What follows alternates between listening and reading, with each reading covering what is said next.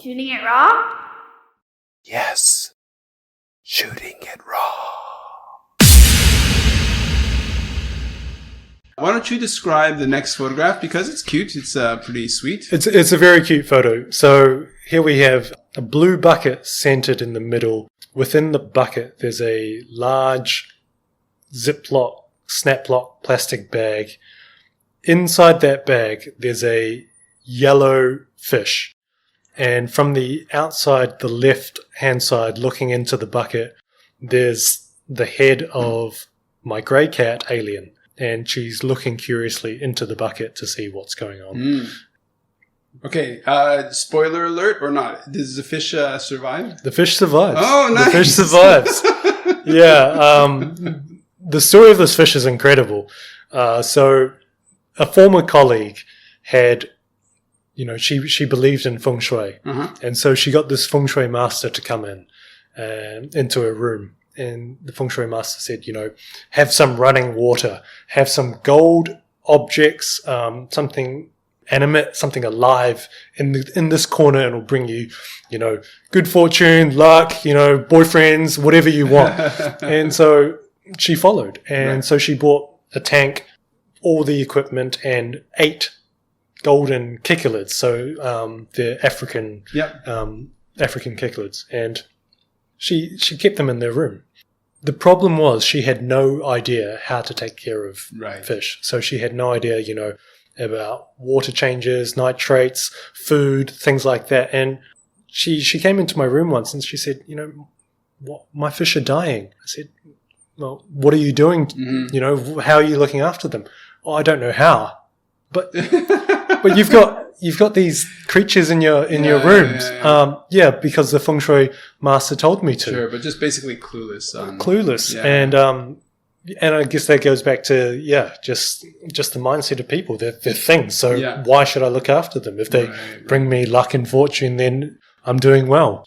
In the end, I decided to take the fish. Okay. So I brought them into my room, and the fish seemed to thrive. I mean, we had a fewer deaths until, one day I was cleaning the tank and I found a lot of skeletons there. And I thought, what the hell's going on?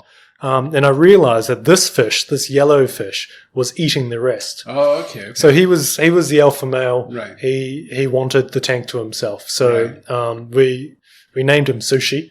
And Sushi has been with us for 3 years now, and he's in my room still. Okay. He's a good luck charm for me. So, Sure. Yeah. Okay.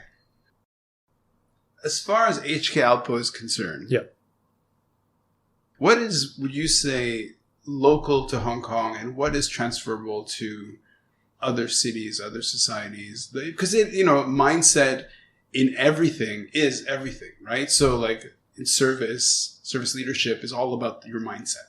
So mindset is all. So do you think you need to have grown up with animals in order to have that sensitivity?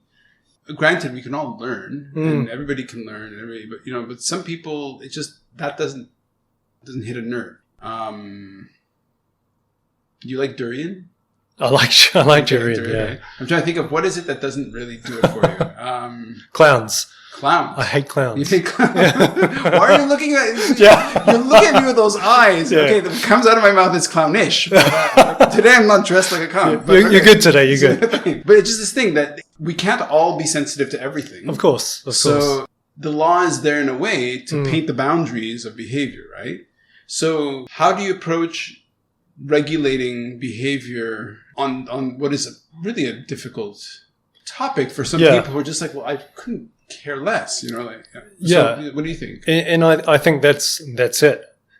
The current attitude is, I couldn't care less, but how things would get better is when people go, well, I do care and I should care.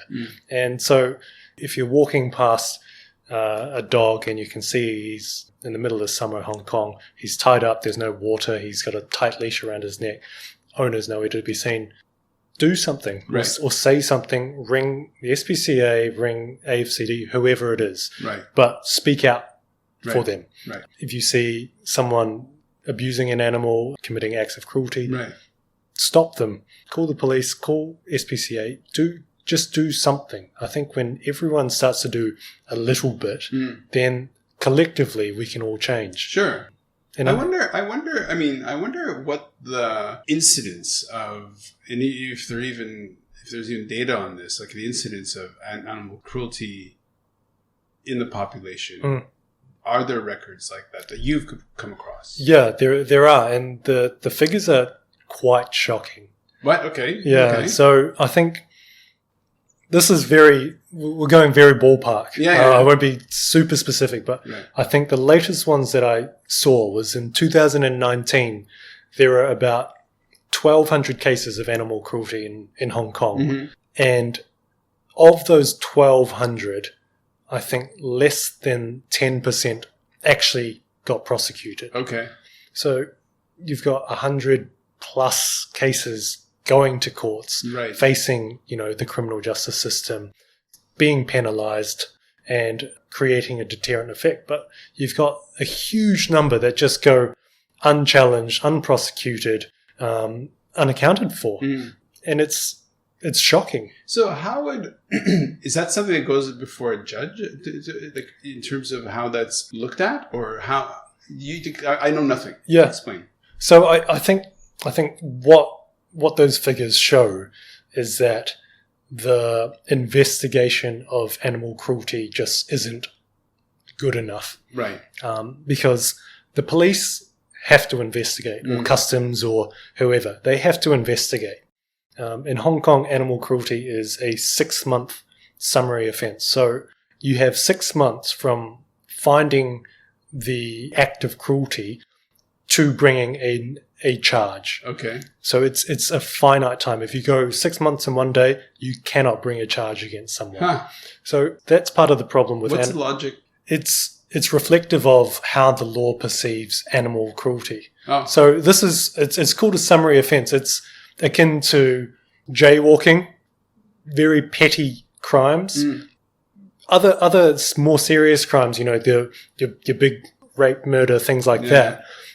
They're tried indictably, so it means there's no time frame in which they can bring a charge. But animal cruelty falls in this strange lacuna that seems to be you're committing horrendous acts against a living thing, but we'll give you that 6-month time period. Right. And the issue is you've got investigation hindrances, like you're not going to find too many people red-handed, committing these acts. If you see a cat on the street with a chopped tail, you're going to have to figure out who did that, how, why, things like that.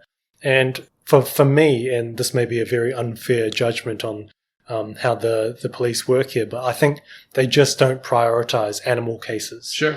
And so it gets to that stage where they go, it's too difficult, and we'll just leave it. Yeah, or I think in some cases it's kind of like, and I don't know, I don't deal with the police, but I wonder if it's more like, well, in terms of how we can do our jobs, as far as investigating, in terms of resources, in terms of what we can actually do, maybe because of the way the laws are, the legal system is set up, they know already, well, this won't go anywhere. This isn't worth the effort. Yep.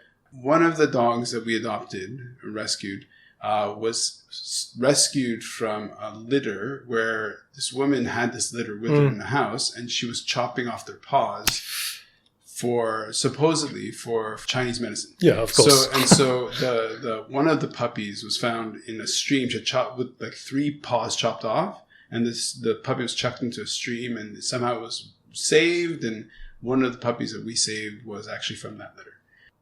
So in that particular case, I don't even think even back then there was this move to, hey, let's get the police involved. And even from what you're saying, well, okay, the worst punishment she would have gotten, or she at this point, what is the punishment in that case? I mean, they're very fact specific, but I mean, the courts aren't using their full powers. So they could go to jail, but jail sentences are uncommon. And when they do go to jail, they're very short. So for someone like that, she could get away with a fine. Right. depending on the judge and depending on the court, which is incredible to think. But that's the reality. Right. Okay. Pleasant topic. Yeah. This fish is still alive, though. Yeah, so she's still alive. You say kicklid? Yeah, is it kicklid? You say kicklid? Yeah. Okay, so okay, it's fine. Just see your outrageous New Zealand accent. It's tough to hear. How long have you been in Hong Kong? I was born in Hong Kong. You're born in Hong Kong? Born in Hong Kong. Which hospital? Sanatorium. Okay. Happy Valley.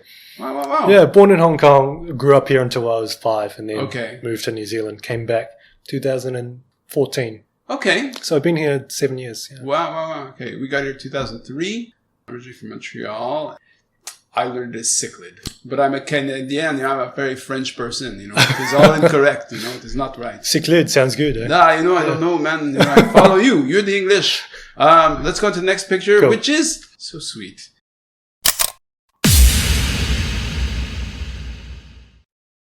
So is life really a gift? Really? Can you make every second count?